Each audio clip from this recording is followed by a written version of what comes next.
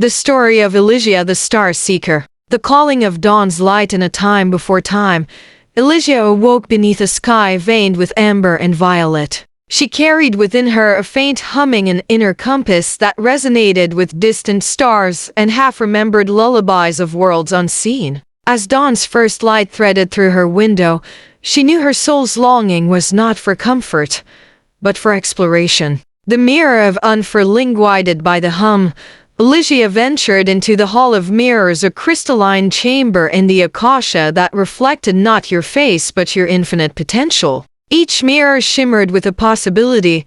One showed her as a healer of the deep oceans, another as a scribe of ancient inventions, and yet another as a dancer amid butterfly-winged beings. Overwhelmed, she touched the mirror of the healer, feeling a surge of compassion flood her veins. She realized it was her own choice to weave any thread she desired into the tapestry. The Fellowship of Ecos in the heart of Akasha's archives, Elysia found companions born from pure thought. Arin the Whisperer, who tendered the silent truths that bloom within the heart. Sereth the Wanderer, who mapped the currents flowing between dreams and reality. Kaylee the Flamekeeper, whose laughter kindled forgotten hopes. Together they formed a circle of trust, each voice echoing lessons from lifetimes Elysia had yet to live. The trial of the shattered Quilthier path led them to the Chamber of Unwritten Records, where a single great quill hovered above a void. Legends spoke of its power to inscribe new destinies across the Akashic plane.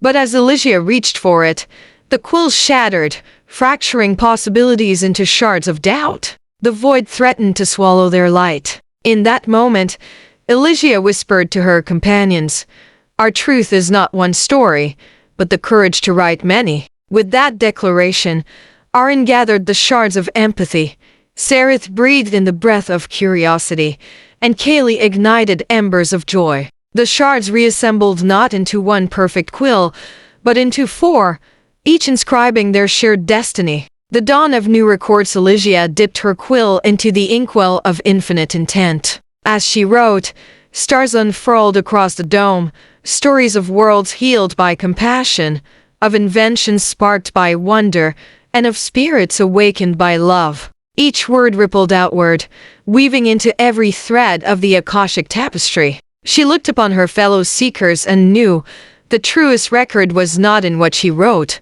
but in the unity born of their shared creation. Epilogue. Should you listen closely tonight, you may hear faint echoes of Elysia's quills reminding you that within the Akasha lies not a fixed destiny, but a field of infinite becoming. Whatever chamber you enter, whatever mirror you face, remember, you hold the power to inscribe your soul's truth into the living record of all that is, was, and ever shall be.